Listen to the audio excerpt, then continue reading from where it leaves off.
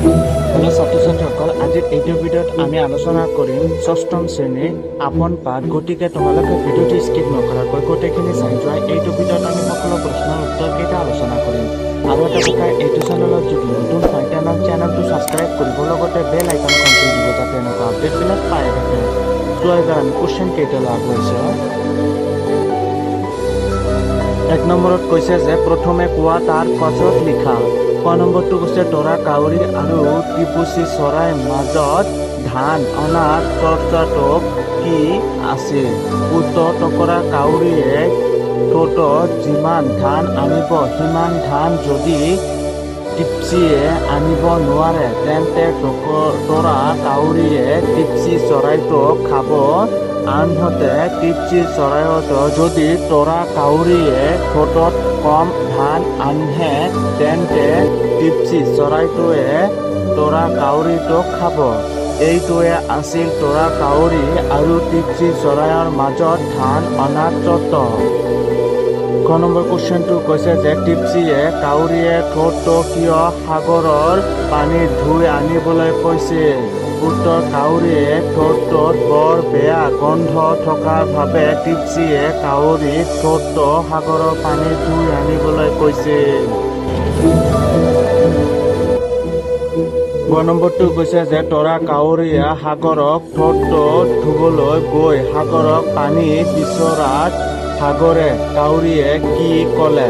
উত্তৰ, তৰা কাউৰীয়ে সাগৰত ঠোঁটটো ধুবলৈ গৈ সাগৰৰ পানীয়ে বিচৰাত সাগৰে কাউৰীক ক'লে যে সি কিবা এটা পাত্ৰ দিব পাৰিলেহে পানী দিব পাৰিব। গ নম্বৰ কুৱেশ্যনটো কৈছে কাউৰীয়ে কুমাৰৰ ঘৰলৈ টেকেলি বিচাৰি যাওঁতে কুমাৰে কি আনিবলৈ দিলে? উত্তৰ, কাউৰীয়ে কুমাৰৰ ঘৰলৈ টেকেলি বিচাৰি যাওঁতে কুমাৰে কাউৰীক অকণমান মাটি আনিবলৈ দিলে।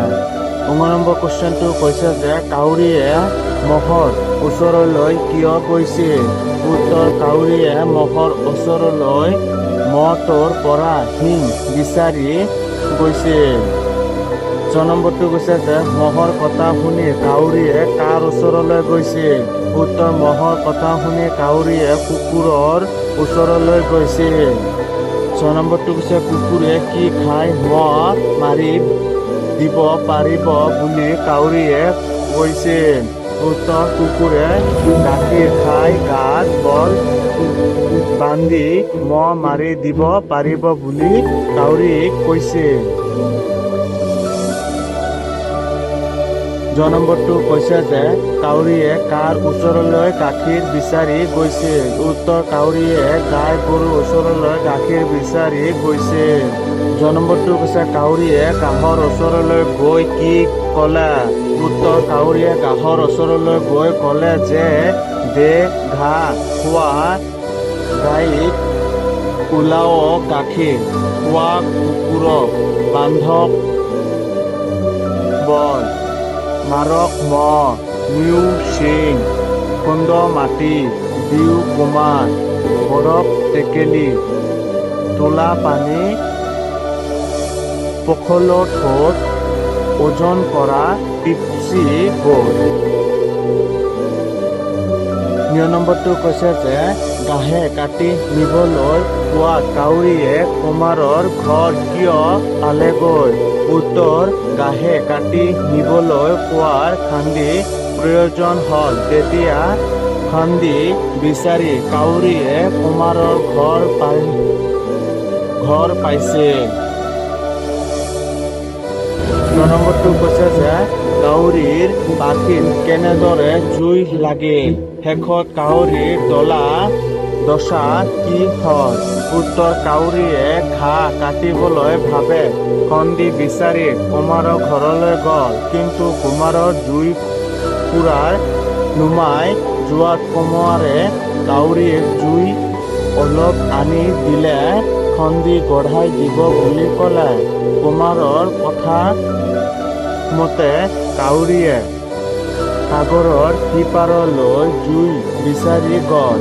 তাত ধান সিঁচাই থকা বুঢ়ীৰ পৰা কাউৰীয়ে অলপ জুই বিচৰাত বুঢ়ীয়ে কাউৰীক কথা মতে তাৰ ডেউকা জুইৰ অঙঠা এটা বান্ধি দিলে, কিন্তু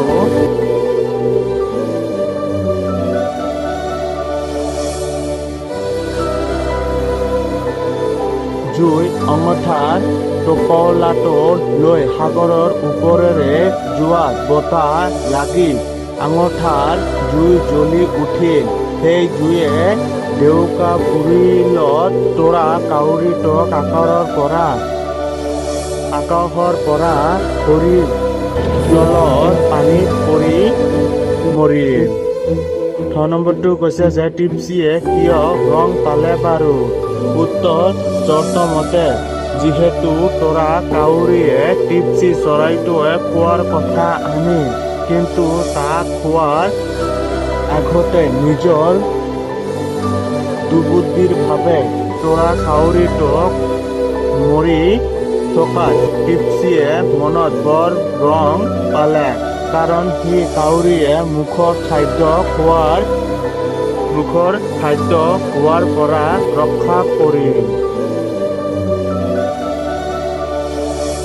10 নম্বৰটো কৈছে যে সাধুটোৰ পৰা কি শিকিলা? উত্তৰ, সাধুটোৰ পৰা কেইবাটাও কথা জানিব পাৰোঁ। প্ৰথম কথাটো হ'ল কাকো কেতিয়াও বিশ্বাসঘাতকতা কৰিব নালাগে। আনৰ অন্যায় কৰিবলৈ গ'লে নিজৰে বিপদ নামি আহে। দ্বিতীয়তে, প্ৰতিটো কথাটোৱে আনৰ ওপৰত নিৰ্ভৰশীল হ'লেও সময়ত বিপদত পৰিব লগা হয়। তৃতীয়তে হ'লে লোভেই পাপেই মৃত্যু। আনহাতে উপস্থিত বুদ্ধিৰে যে যিকোনো বিপদৰ পৰা হাত সাৰিব পাৰি। টিপচী চৰাইটোৱে তাক খোৱাৰ আগতে তৰা কাউৰীটোক সাগৰত মুখ ধুই আনিবলৈ কোৱা কথাটোৰ পৰা সেয়া জানিব পাৰি। এবাৰ আমি 2 নম্বৰ কোশ্চেনটা আলোচনা কৰিম। বুঝা আৰু লিখা। হৰ তাৰ আদি অনুকূল উজ্জনী আস্তিক উত্তৰ পণ্ডিত টেঙৰ দয়ালু ঐক্য ক্ষমা। এইটো আমি এনেকে লিখিব পাৰিম যেনে উত্তৰ হৰ তাকৰ আদি অন্ত অনুকূল প্ৰতিকূল উজনি নামনি আস্তিক নাস্তিক পণ্ডিত মূৰ্খ টেঙৰ অজলা দয়ালু নিৰ্দয় ঐক্য অনৈক্য ক্ষমা প্ৰতিশোধ। এবাৰ 3 নম্বৰ কোশ্চেনটা আলোচনা কৰিম। কৈছে যে কোনে কাক কৈছে লিখা। ক নম্বৰটো হৈছে যে সুখী মই এতিয়া তোমাক খাব পাওঁ। উত্তৰ তোৰ কাউৰীটোক টিপচী চৰাইটোক কৈছে। ক নম্বৰটো কৈছে যে মোৰ ঘৰত গঢ়া টেকেলি নাই। উত্তৰ কুমাৰে দৰা কাউৰীটোক কৈছিল। গ নম্বৰটো হৈছে তুমি যদি মোক গাখীৰ খুৱাব পাৰ তেন্তে মই মহ মাৰি দিব পাৰ। উত্তৰ কুকুৰে টকৰা কাউৰীটোক কৈছিল। 4 নম্বৰ কুৱেশ্যনটো কৈছে যে তুমি জনা অসমৰ আন চৰাই কেইবিধমানৰ নাম লিখা। উত্তৰ শালিকা ঘৰচিৰিকা কপৌ বাত মইনা বুলবুলি হেটুলুকা মৌপিয়া ফেহু দহিতৰা কেতেকী তুলি আদি বিভিন্ন চৰাই অসমত পোৱা যায়। 5 নম্বৰ কুৱেশ্যনটো হৈছে বুঝা আৰু লিখা। সাগৰ সমুদ্ৰ মেঘ ৰাতি দিন আকাশ পানী বাৰিধি জলধি। এইটো চোৱাৰ উত্তৰটো এনেকে লিখিবা যে কৈছে যে সাগৰ সমুদ্ৰ মেঘ ডাৱৰ ৰাতি ৰজনী দিন দিবা আকাশ গগন পানী জল। এইটো চাৰৰ সহায় ভালদৰে কৰি ল'বা তোমালোকে।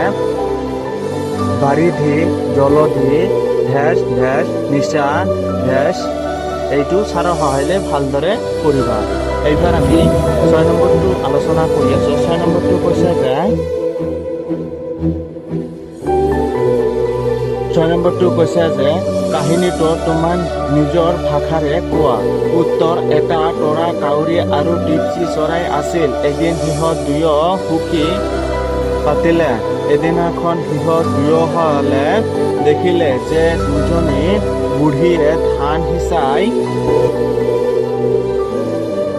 চোতালত মেলি দিছে। দুয়ো সেই সিজোৱা ধান খোৱাৰ পাং পাতিলে। কিন্তু তৰা কাউৰীয়ে মনত এটা দুষ্ট বুদ্ধি খেলালে। টিপচি চৰাইটোৰ মংগ হোৱাৰ পাং পাতি তৰা কাউৰীটোৱে তাক ক'লে যে সিহঁত দুয়োটাৰ মাজত যিয়ে বেছি ধান ঠোঁটত আনিব পাৰিব সিয়ে ঠোঁটক আনটোক খাব পাৰিব। টিপচিয়ে সখীয়েকৰ কথাত সন্মত হ'ল। প্ৰথমে টিপচি তাৰ এখুদমান ঠোঁটৰে থাপ মাৰি ধান আনিলে। তাৰে পাছত তৰা কাউৰীয়ে ইমান ধান আনিলে যে সি টিপচিয়ে অনা ধানতকৈ বহুত বেছি। গতিকে আগতে দিয়া কথা অনুসৰি তৰা কাউৰীয়ে টিপচিয়ে খাব লাগে। কিন্তু টিপচিয়ে তাৰ খোৱাৰ আগতে ঠোঁটত বৰ বেয়া গোন্ধোৱা ভাবে তৰা কাউৰীক সাগৰৰ পানীত মুখখন ধুই আহিয়ে তাক খাব ক'লে। সখীয়েকৰ কথা মতে তৰা কাউৰীয়ে সাগৰৰ ওচৰলৈ গৈ পানী খুজিলে। সাগৰে এটা পাত্ৰ পালেহে পানী দিব পাৰিব বুলি জনালে। তেতিয়া তৰা কাউৰীটোৰ মাটিৰ পাত্ৰ বিচাৰি কুমাৰৰ ঘৰ পালে। কুমাৰে তাৰ ওচৰত মাটি নথকা ভাবে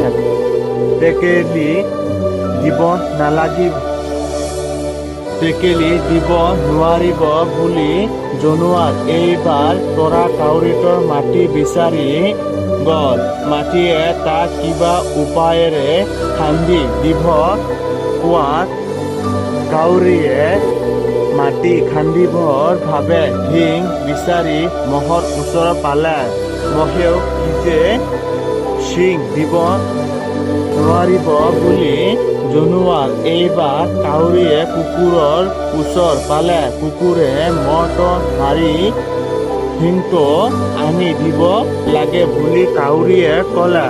কুকুৰে নিজৰ গাত বল কমি যোৱাৰ ভাবে গাইৰ গাখীৰ খাই গাত বল বান্ধিহে মহে মাৰিব পাৰিব বুলি তৰা কাউৰী ক'লে। এইবাৰ তৰা কাউৰীয়ে গাখীৰ বিচাৰি গাই গৰুৰ ওচৰত পালে। গাই গৰুৱে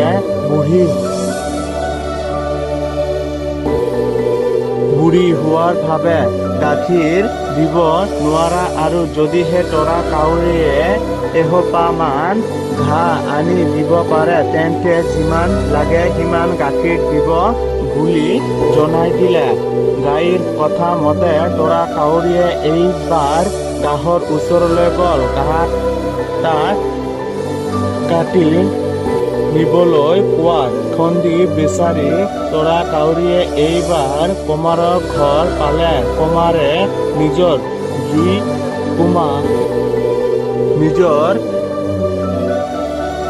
জুইকুৰা নুমাই যোৱাৰ ভাবে তৰা কাউৰীয়ে অলপ জুই আনি দিবলৈ খান্দি কঢ়াই দিব পাৰিব বুলি জনাই দিলে।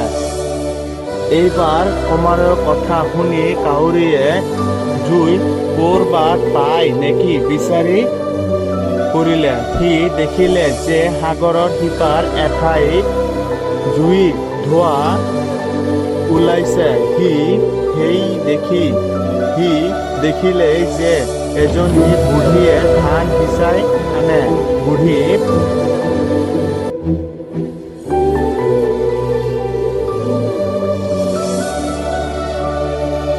ওচৰলৈ গৈ জুই বিচৰা তৰা কাউৰীৰ কথামতে বুঢ়ীয়ে জুই আঙঠা কেইমান কাপোৰৰ টোপোলাত ডেউকাত বান্ধি দিলে।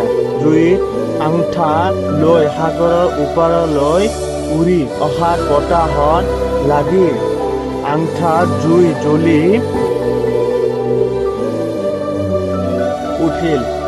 সেই জুয়ে ডেউকা পুৰাৰ আকাশৰ পৰা সৰি কাউৰীটো সাগৰৰ পানীত পৰি মৰিল।